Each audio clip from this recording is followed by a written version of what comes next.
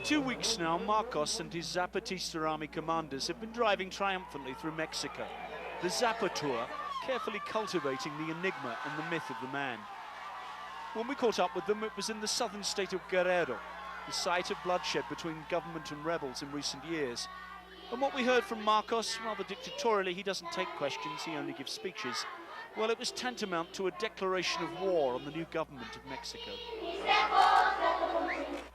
Guerrero, el estado en el que se sintetiza el drama nacional.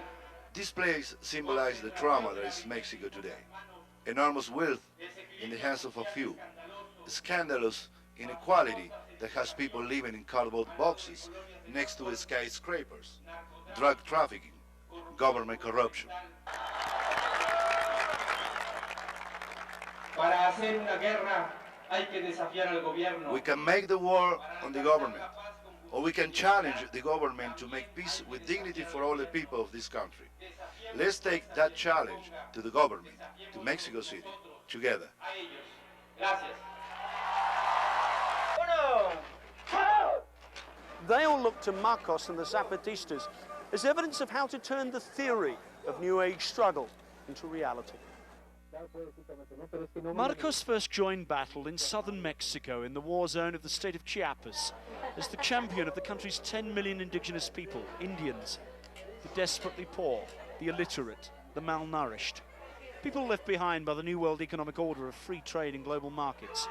And from day one, Marcos sold himself cannily as a man of that universal issue. Just listen to friends abroad converging on Mexico this past week to support him. They made themselves known to the world on the day that the North American Free Trade Agreement came into effect, because it was going to have a direct impact on their people in Chiapas. So they're playing the role of making people aware that the globalization is really harmful to most people in the world. Today on the Zappa tour, it's so telling that the chief marshals are not Mexicans, but a small army of Italian leftists who see the man as the new standard bearer of the old lotta continua, the continuous struggle. So telling as well that as Marcos heads to Mexico City, he now has the support in the capital of countless non-governmental organizations. In the past 24 hours, Subcomandante Marcos and the Zapatistas have taken up position on the outskirts of Mexico City. Whether he has any new answers, we don't know. What we do know is that Che Guevara in his day never came remotely close to being in the global mainstream.